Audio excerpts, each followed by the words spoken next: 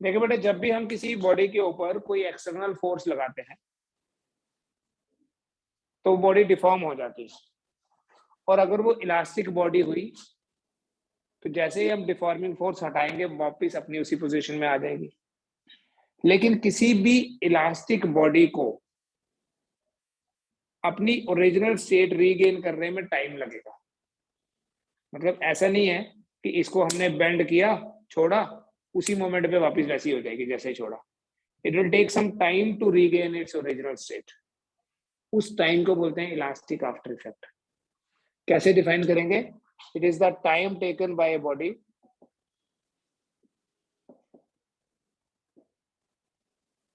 To regain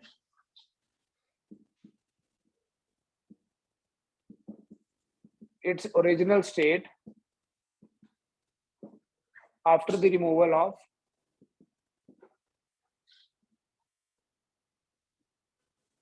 deforming forces। Deforming force हटाने के बाद बॉडी को अपनी ओरिजिनल स्टेट में आने में जो टाइम लगेगा उस टाइम को बोलते हैं इलास्टिक आफ्टर इफेक्ट।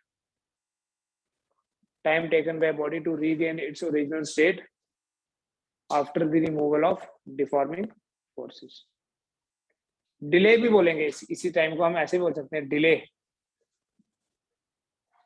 कितना डिले हो जाएगी बॉडी अपनी ओरिजिनल स्टेट को रीगेन करने में, उस डिले को इलास्टिक आफ्टर इफेक्ट बोलते हैं।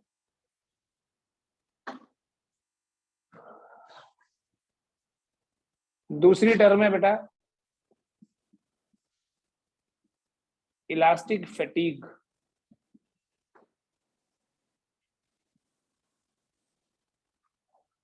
फैटीगनेस होता है थक जाना।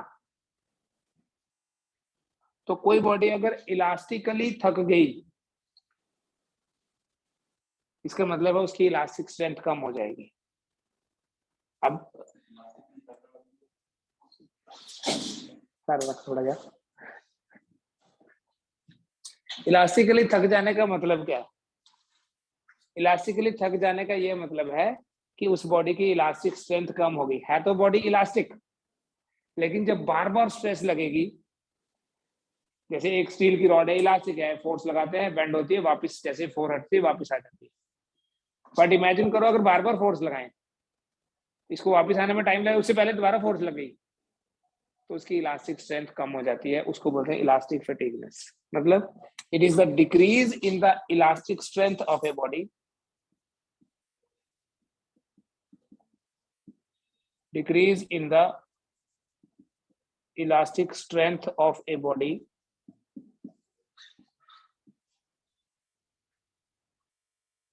due to repeated stresses। बार बार अगर रिपीटेडली स्ट्रेस लगती जाएगी तो उसकी इलास्टिक स्ट्रेंथ कम हो जाएगी, तो हम बोलेंगे वो इलास्टिकली बॉडी फैटीग हो गई है, उसकी इलास्टिक स्ट्रेंथ कम हो गई है। तो है तो बॉडी इलास्टिक, लेकिन जब बार बार स्ट्रेस लगेगी तो उसकी इलास्टिक स्ट्रेंथ कम होने से वो बॉडी प्लास्टिक बन जाएगी, उसमें डिफॉर्मेशन हो जाएगी। क्यों? क्योंकि बार बार स्ट्रेस लग रही है। और इसीलिए इसका एक प्रैक्टिकल एग्जांपल बताता हूँ। जो ब्रिजेस हैं, ब्रिजेस को एक पर्टिकुलर टाइम के बाद अनसेफ डिक्लेयर कर दिया जाता है, क्योंकि बार बार स्ट्रेस लग रही है, इलास्टिक स्ट्रेंथ कम हो रही है। तो हम बोलते हैं कि जो ब्रिजेस हैं they are declared unsafe after long use. Bridges are declared unsafe after long use।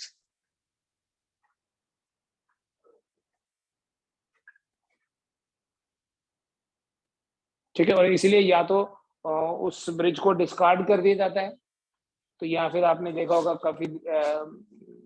काफी बार ऐसा देखने को मिलता है कि आफ्टर रिपीटेडली इन ब्रिजेस की मेंटेनेंस होती है, उसके अंदर जो आयरन रॉड्स हैं, जो स्टील रॉड्स होती हैं, उनको बाहर निकाल के नई वाली रॉड डाली जाती है, क्योंकि बार बार स्ट्रेस लगाने से उसकी स्ट्रेंथ कम हो जाती है। तो ऐसा नहीं होना कि ये ब्रिज ऐसा था तो बार बार स्ट्रेस कैसे लग रही है, गाड़ी चल रही है मस्त, यहाँ पूरा दिन पूरी रात गाड़ी चलती रहती है, तो ये अगर इसके ऊपर बार बार स्ट्रेस लगेगी तो over a period of time इसका शेप ही ऐसा हो जाएगा। उसके बाद अगर फिर भी लगती जा रही है, मेंटेनेंस नहीं करेंगे, इट कैन ब्रेक आल्सो। तो ये अनसेफ डिक्लेयर कर दिया जाता है ब्रिजेस को आफ्टर ए लॉन्ग यूज। ठीक है, this property is called as elastic fatigueness.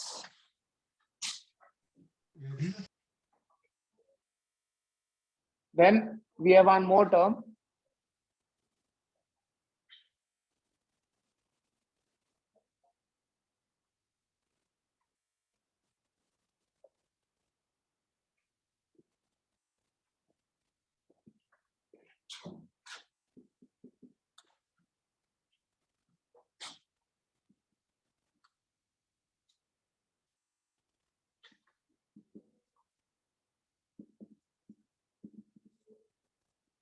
Poisson's ratio, double SO1.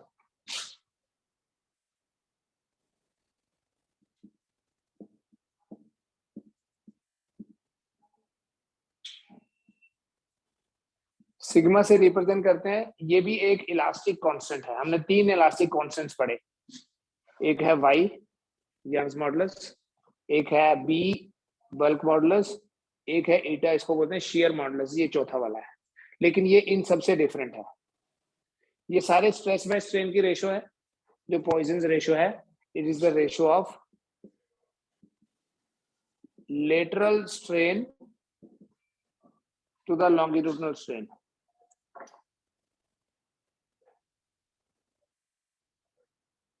Lateral strain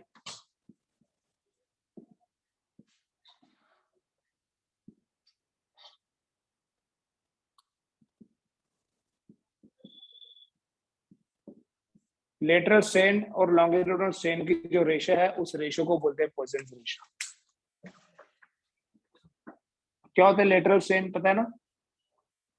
change in the diameter to the original diameter, जो रेशो है उसको बोलते हैं। जैसे ये अगर आपके पास एक वायर है, इस वायर का रेडियस है r और इसकी लेंथ है सपोज l। हम फोर्स लगाते हैं इस वायर को। अब मान लीजिए इसका रेडियस हो गया r डैश और लेंथ हो गई l डैश। तो लेटरल स्ट्रेन क्या हुआ? r dash minus r divided by r, change in radius divided by original radius. और लॉन्गिट्यूडनल स्ट्रेन हुआ l dash minus l over l, which means sigma equals to delta r by r with negative sign। क्यों negative लिखा सोचो? क्योंकि radius कम हो गया। Delta r by r divided by delta l by l। r dash minus r क्या है? Negative. क्यों? क्योंकि r डैश छोटा है इस केस में। अगर हम कंप्रेस करते तो l डैश छोटा होता। हाँ, बड़े में से छोटे को माइनस किया तो पॉजिटिव आएगा। अगर लेंथ देखो, एक वायर को स्ट्रेच कर रहे हैं, अगर लेंथ बढ़ेगी तो रेडियस थोड़ी बढ़ सकता है, वायर तो पतली होगी। तो अगर रेडियस इसका कम हो गया, r से r डैश हो गया, तो r dash minus r positive है negative? r dash minus r is negative. लेकिन लेंथ बढ़ गई है तो l dash minus l positive है negative? l dash minus l तो पॉजिटिव है। ठीक है, तो यहाँ पर तो इस सिचुएशन में रेडियस कम हुआ इसलिए माइनस, और इसलिए आप इस सिग्मा को ऐसे भी लिख सकते हो।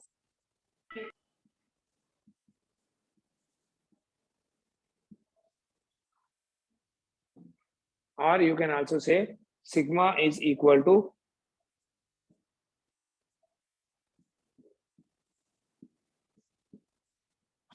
minus delta r by delta l into l by r। यह है पॉइजन्स रेशो। ठीक है, ये भी एक इलास्टिक कांस्टेंट है। इनफैक्ट हमारे पास 4 इलास्टिक कांस्टेंट्स हैं, Young's modulus, bulk modulus, shear modulus and Poisson's ratio. ये तीनों स्ट्रेस स्ट्रेन रेशो हैं, लेकिन ये स्ट्रेन स्ट्रेन रेशो होती है।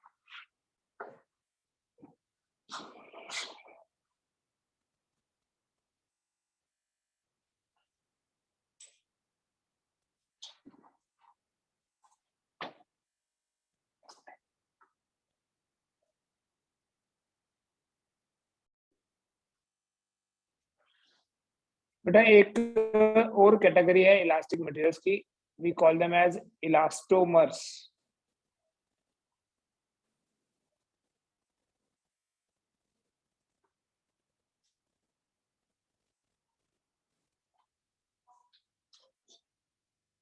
इलास्टोमर वो मटेरियल होते हैं जिनके लिए stress is not directly proportional to strain even with an elastic limits. For such materials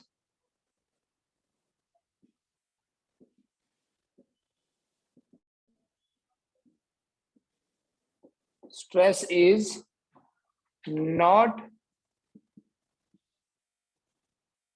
directly proportional to strain even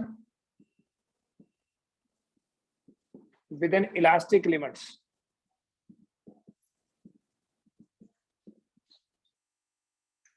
Hooke's law एक यूनिवर्सल लॉ नहीं है।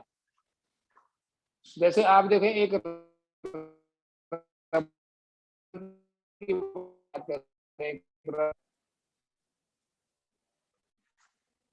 रबर बैंड जो होता है वो किस कैटेगरी में आता है? इलास्टोमर की कैटेगरी में। एक रबर बैंड को आसान है, मैं थोड़ी फोर्स लगा, अब खींचना फोर्स लगानी पड़ेगी, अब नहीं खींचना है और ज्यादा हार्ड होता जा रहा है। देखो तो स्ट्रेस और स्ट्रेन की रेशियो कांस्टेंट नहीं है। समझ में आया? एक रबर ढीला सा रबर है हमारे पास, हमने इसको पहले खींचा 2 सेंटीमीटर, थोड़ी फोर्स लगाई, खींच गया, अब 2 और खींचना है, अब पहले से ज्यादा एफर्ट करना पड़ेगा और खींचना है। तो अब अगर स्ट्रेस और स्ट्रेन की रेशियो बराबर है तो तब बनती स्ट्रेट लाइन, रेशियो बराबर नहीं है तो स्ट्रेट लाइन नहीं। ऐसे मटेरियल्स को इलास्टोमर्स बोलते हैं, इनके लिए स्ट्रेस कर्व ऐसी होती है।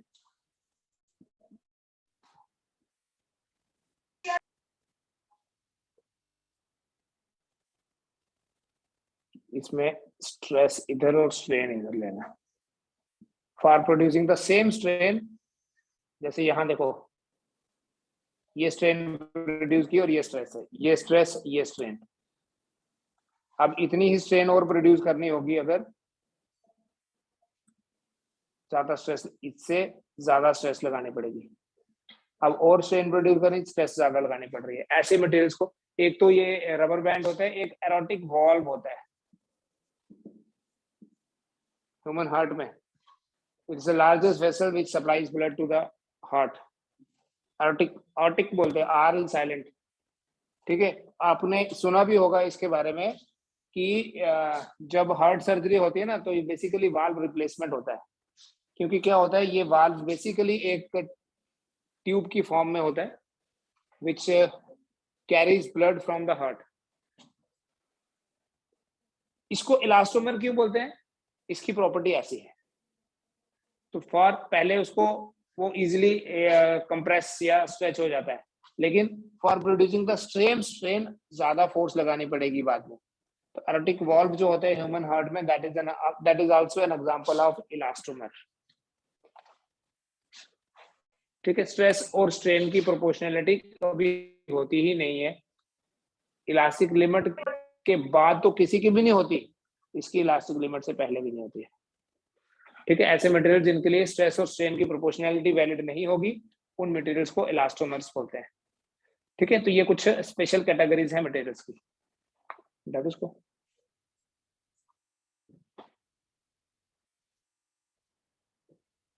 now very important thing, what are the applications of elasticity?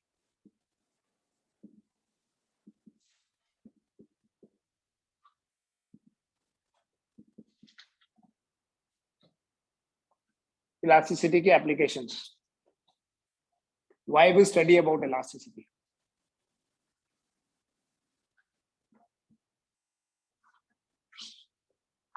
Elasticity का डेली लाइफ में कहां पर यूज है, इस स्टडी का ये जो हम पढ़ रहे हैं, इलास्टिक लिमिट ये होती है या इलास्टिक फटीगनेस ये है, इन सबको प्रैक्टिकली देखो। ये इलास्टिसिटी एक ऐसी साइंस है जो इंजीनियरिंग में भी यूज होती है। We call that engineering as structural engineering. और मेडिकल साइंस में भी यूज होती है।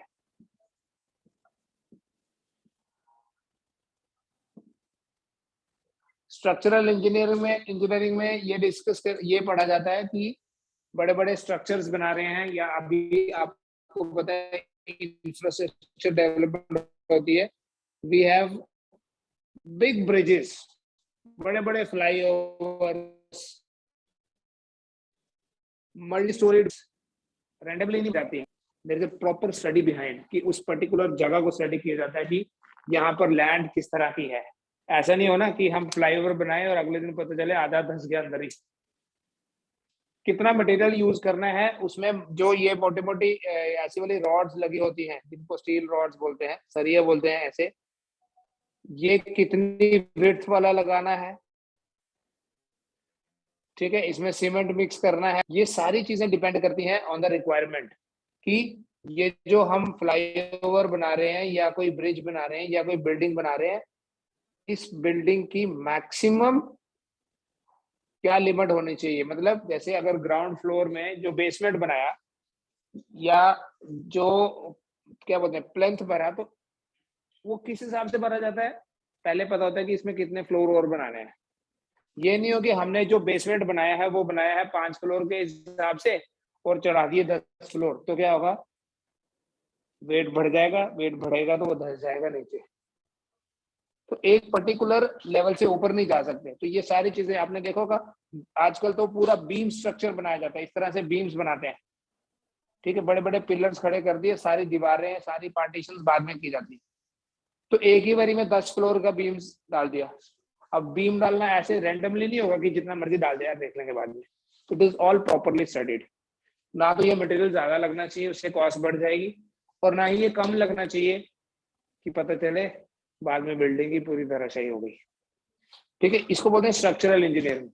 अभी तो बड़ी ज्यादा डेवलपमेंट हो रही है इसमें। मेडिकल साइंस में इलास्टिसिटी का क्या रोल है? मेडिकल साइंस में कई बार आर्टिफिशियल लिम्स लगाने पड़ते हैं। किसी एक्सीडेंट में बंदे की ये वाले टांग जो है या इसका कोई पोर्शन जो है that has to be removed, otherwise वो बचेगा नहीं, तो आर्टिफिशियल लेग लगानी पड़ेगी उसकी। अब वो आर्टिफिशियल लेग देखो, वो भी तो एक किस्म से कोई स्ट्रक्चर ही है। मान लीजिए ऐसे लेग बना दी एक, अब इसके ऊपर पूरा बॉडी का वेट पड़ेगा, तो ये नहीं हो ना, और वो तो रोज पड़ेगा। ये नहीं हो कि ये मटेरियल ऐसा हो जो जल्दी ही इसकी फटीकनेस की वजह से ये खुद ही बेंड हो जाए थोड़े दिनों बाद, तो नई नई टांग रोज लगानी पड़ेगी। तो आर्टिफिशियल लेग्स लगाते टाइम काफी चीजों का ध्यान रखा जाता है कि आदमी का वेट कितना है, ठीक है, उसकी मूवमेंट कितनी होगी, उसको एडवाइज किया जाता है प्रॉपरली, ताकि और उसी हिसाब से ये मटेरियल चूज किया जाता है। ठीक है, the choice of the material is based on the elastic strength of the material. Elastic strength क्या हुआ कि मैक्सिमम कितनी फोर्स उसको इसके ऊपर लगाई जा सकती है ताकि वो इलास्टिक ही रहे। ये नहीं होगी उसकी इलास्टिक स्ट्रेंथ कम हो और बार बार स्ट्रेस लगने से वो वीक हो जाए या टूट जाए। ठीक है, बाकी कल आपको जो बताया था डक्टाइल मटेरियल या इलास्टोमर्स, वो भी ये क्या बोलते हैं इसको, brittle materials, this is also on the basis of elasticity. जो हमारे पास स्ट्रेस स्ट्रेन कर्व है, उस कर्व से भी हमें पता चलता है कि इलास्टिक रीजन और प्लास्टिक रीजन में क्या डिफरेंस है। तो हम मटेरियल चूज करते हैं कि अगर वायर ड्रॉ करनी है तो ऐसे मटेरियल की वायर बनेगी जिसका प्लास्टिक रीजन बहुत बड़ा हो, ताकि इलास्टिक लिमिट के बाद ब्रेकिंग पॉइंट बड़ी देर से आए। अगर ब्रेकिंग पॉइंट जल्दी आएगा तो वो तो ब्रिटल मटेरियल होता है। ठीक है, तो ये सारी चीजें जो है ये इलास्टिसिटी की एप्लीकेशंस है। बेटा इलास्टिसिटी के बेसिस पे ही हम एक थ्योरेटिकल कैलकुलेशन भी कर सकते हैं, जो आपको एक न्यूमेरिकल की फॉर्म में भी पूछा जा सकता है। What can be the maximum height of A mountain? Maximum height of A mountain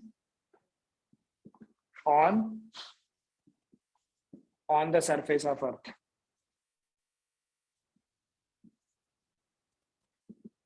अर्थ के सरफेस पे किसी माउंटेन की मैक्सिमम हाइट कितनी हो सकती है, इसे भी हम अप्रोक्सीमेटली कैलकुलेट कर सकते हैं।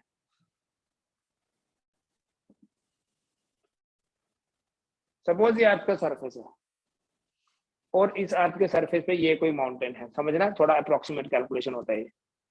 And let this area is a, area कितना, ए एरिया है। तो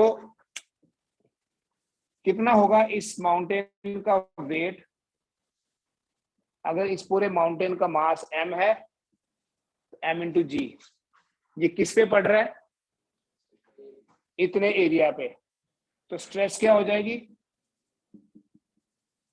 m इंटू जी बाई ए। ठीक है बेटा, अगर हम ये एज्यूम करें कि इस माउंटेन की हाइट है h, तो बताओ मास को हम डेंसिटी इंटू वॉल्यूम लिख सकते हैं। Can we write mass equal to density into volume, और अप्रोक्सीमेशन यहाँ क्या है कि हम इसे सिलेंड्रिकल एज्यूम करके वॉल्यूम को लिख लेंगे a इंटू एच।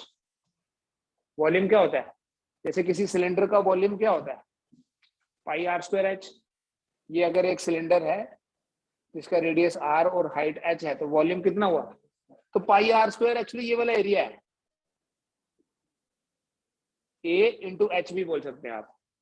अगर ये सिलेंड्रिकल शेप नहीं होके ऐसी शेप है जिसमें ये वाला एरिया a है और ये हाइट h है, तो इसका वॉल्यूम कितना होगा, a इंटू एच। तो अगर ये एरिया a है और ये हाइट h है, तो वॉल्यूम कितना हुआ, एरिया इंटू, तो मास की जगह क्या लिख सकते हैं बेटा, density A H, density into volume into G divided by A.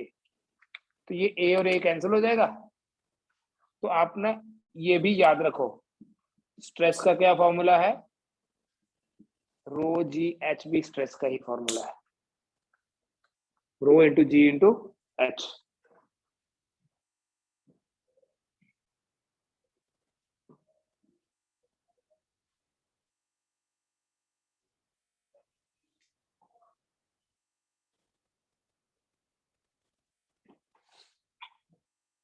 Elastic limit क्या होता है, मैक्सिमम स्ट्रेस। ठीक है, तो इसी स्ट्रेस को अगर मैं इलास्टिक लिमिट बोल दूं तो वो होगा rho into g into maximum height. Elastic limit क्या है, it is the maximum stress जो अप्लाई की जा सकती है। ये रो और जी तो कांस्टेंट है, हाइट हम फाइंड करना चाहते हैं कि मैक्सिमम कितनी हाइट हो सकती है किसी माउंटेन की। तो अगर मैं इस स्ट्रेस की मैक्सिमम वैल्यू लेके इसको लिमिट बोल दूं, तो हाइट की मैक्सिमम वैल्यू कितनी हुई, एच मैक्स कितना हुआ, यहां से क्या आएगा आपके पास, क्या हम ऐसा लिख सकते हैं that H max is equal to, देखो, can we write H max is equal to elastic limit, elastic limit divided by rho into g. बेटा जो अर्थ का मटेरियल है, ये जो सरफेस है, टिपिकली इसकी जो इलास्टिक लिमिट है वो है 30 into 10⁻⁷ newton per metre square. Elastic limit of earth is है, इलास्टिक लिमिट ऑफ अर्थ इज 3 इंटू 10⁸ भी बोल सकते हो, एक ही बात है, Newton per metre square. Typically ये जो माउंटेन है ये रॉक से बना है, ठीक है, rocks and stones and trees and so many things, उनकी जो एवरेज डेंसिटी है, सारी मटेरियल जो इस माउंटेन का पार्ट है, उनकी एवरेज डेंसिटी है 3 इंटू 10⁻³ kg पर मीटर क्यूब। और बेटा जो एक्सेलरेशन ड्यू टू ग्रेविटी, अगर हम उसको 10 लिखे, अप्रोक्सीमेट कैलकुलेशन है, तो ये आपके पास बन जाएगा 10⁴ मीटर करके देखना, कैलकुलेट करके देखो एच मैक्स कितना आ गया, 10⁴ मीटर। मतलब अर्थ के सरफेस पे किसी माउंटेन की मैक्सिमम कितनी हाइट हो सकती है, 10,000 मीटर। 10⁴ का क्या मतलब है, अर्थ के सरफेस पे किसी माउंटेन की मैक्सिमम हाइट हो सकती है 10,000 मीटर या 10 किलोमीटर। और एक्चुअल में देखो, what is the height of Mount Everest, 8848 metre.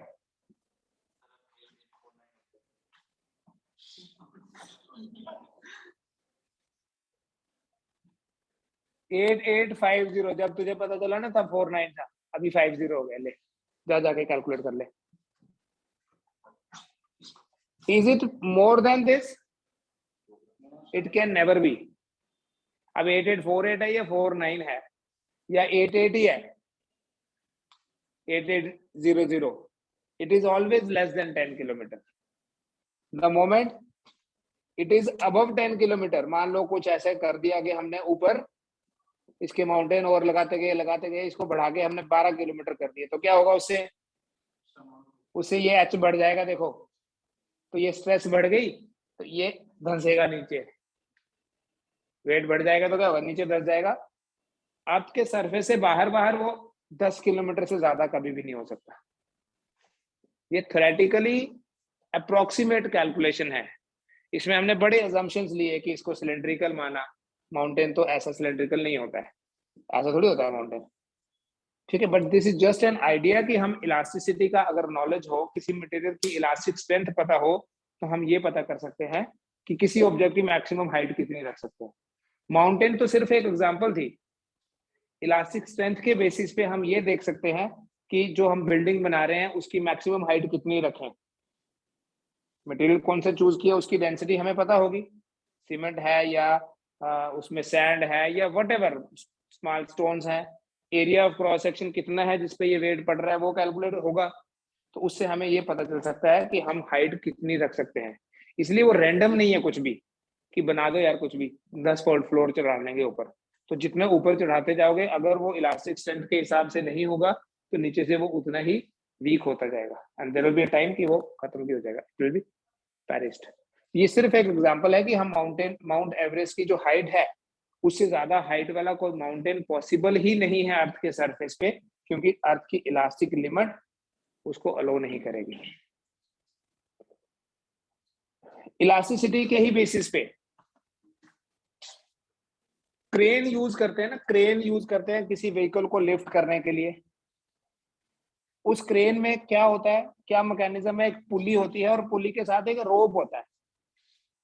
Cotton का होता है कि वो रोप, वो हमेशा किसी ऐसे मटेरियल का रोप होता है जिसकी इलास्टिक स्ट्रेंथ ज्यादा हो।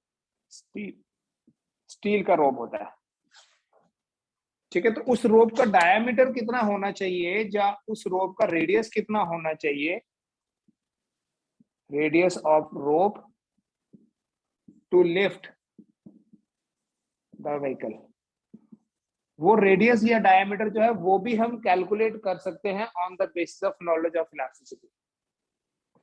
देखो मान लो कि ये कोई कार है, मान लेना बस ये कार है और ये कार गिर गई कहीं, यहां से हम एक रस्सी फेंक के इसके साथ ऐसे टाई करते हैं और इसको खींचते हैं। अब ऐसा नहीं होना चाहिए ना, देखो ऐसा नहीं होना चाहिए कि ये इसको खींचते खींचते यही टूट जाए, खुद ज्यादा नुकसान हो गया। पहले गिरी बेचारी, इतना नुकसान नहीं हुआ था, अभी रस्सी से गिरी फिर ज्यादा नुकसान हो गया। तो इस रोप की हेल्प से अगर हमें इसे लिफ्ट करना है तो हम क्या करते हैं, रोप भी ऐसा चूज करते हैं जिसकी इलास्टिक स्ट्रेंथ ज्यादा हो। अब इलास्टिक स्ट्रेंथ अगर स्टील की बात करें तो स्टील की भी इलास्टिक स्ट्रेंथ ऑलमोस्ट उतनी उसी रेंज में है, 3 × 10⁸ मीटर पर Newton per metre square. Elastic strength मतलब stress, force per unit area. तो क्या हम ये कैलकुलेट कर सकते हैं कि ये वायर जो है इसका रेडियस कितना होना चाहिए? देखो 3 × 10⁸ है maximum stress, it is equal to force upon area. तो यहां फोर्स को क्या लिखेंगे, m × g/a। ये स्ट्रेस है, ये भी स्ट्रेस है, तो a कितना हो गया, mg/3 × 10⁸। मान लो जिस व्हीकल को हमने लिफ्ट करना है उसका मास है 10⁵ kg, उसका मास तो हम 10⁴ एज्यूम कर सकते हैं, 10,000 किलो है, लेकिन हम हमेशा रोप ऐसी डिजाइन करेंगे जो उससे 10 टाइम्स ज्यादा मास लिफ्ट कर सके। क्योंकि अगर हम बोलें कि इसका 10,000 किलो वेट होगा, इसका ट्रक का या कार का जो भी है, तो हम 10,000 के लिए रोप थोड़ी बनाएंगे, हम रोप उससे 10 टाइम्स एक सेफ्टी फैक्टर रखेंगे कि कहीं अगर ज्यादा हो जाए तब टूटना नहीं चाहिए। मास उसका 10,000 है, लेकिन हम 1 लाख के लिए बना देंगे, सो दैट मतलब 10 is the safety factor. Safety factor थोड़ा अपर लिमिट लेके चलते हैं, इनटू ये भी 10 है, ठीक है, जी का वैल्यू 10 डिवाइडेड बाय 3 इंटू 10⁻8, ठीक है। तो again this is an approximate calculation, ऐसे लिखेंगे इसको 1/3 इंटू 10⁻², ये 6 है ऊपर, नीचे चला गया। तो इस तरह से हम इसका रेडियस कैलकुलेट करेंगे। रेडियस कितना होगा, रेडियस होता है, देखो एरिया होगा ये πr², तो πr² कितना हो गया 1/3 इंटू 10⁻²,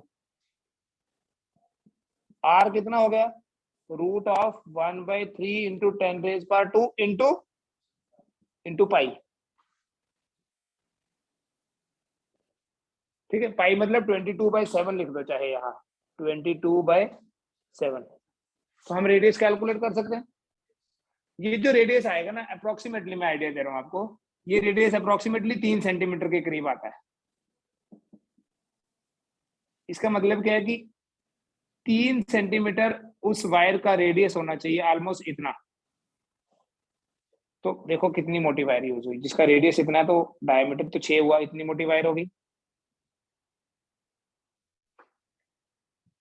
कैलकुलेशन देखो, कैलकुलेशन में नहीं उलझना है कि ये वैल्यूज कहाँ से आ गई, वैल्यूज आ जाएंगे, आप मैथमेटिकली कैलकुलेट करोगे 10⁻4 के लिए, क्या 10⁻5 के लिए, या 10⁻2 के लिए भी लिफ्ट कर सकते हैं। बट ये रेडियस जो है ना आपका इसी रेंज में आएगा, 1.5 सेंटीमीटर, 2 सेंटीमीटर, 3 सेंटीमीटर। तो वायर इससे ज्यादा थिक हो गई, ये तो ऑलमोस्ट 1 सेंटीमीटर है, उससे भी कम होगा ये, है ना। तो ये 1.5 सेंटीमीटर आए, तो इसका मतलब इतना, तो इतनी मोटी जब वायर यूज करेंगे ना, तो वायर नहीं एक रॉड हो जाएगी, और उस रॉड में ना फ्लेक्सिबिलिटी नहीं होगी, क्योंकि उसको फोल्ड भी तो करना है वापिस उस पुली के ऊपर। देखा है ना वो टैंकर, उसमें टैंकर नहीं, जो क्रेन बोलते हैं, क्रेन में ऐसे लपेटा होता है उसको। वायर होती मोटी है वो, लेकिन वो फ्लेक्सिबल कैसे बनी, वो मोटी वायर ना एक रॉड नहीं होती, बेसिकली पतली पतली वायर्स को जोड़ के बनाई होती है। जैसे ब्रेडिंग करते हैं ना, ये ब्रेड चोटी करते हैं, तो इसमें क्या है, छोटे छोटे पार्ट्स को वो कर देते हैं ब्रेड। तो वो ब्रेडिंग करके पतली पतली वायर्स को जब ब्रेडिंग करेंगे ना, तो वायर मोटी तो हो जाएगी, और साथ में उसमें फ्लेक्सिबिलिटी भी आ जाएगी। तो ये सब इस तरह की कैलकुलेशन जो है वो इलास्टिसिटी के बेसिस पे की जा सकती है। This is the benefit of studying this elasticity, कि कहाँ कितना, कौन सा, बेसिकली क्या है, कहाँ कौन सा मटेरियल चूज करना है, यूज करना है, वो हम सिलेक्ट कर सकते हैं on the basis of elastic strength. ठीक है, इतना देखो।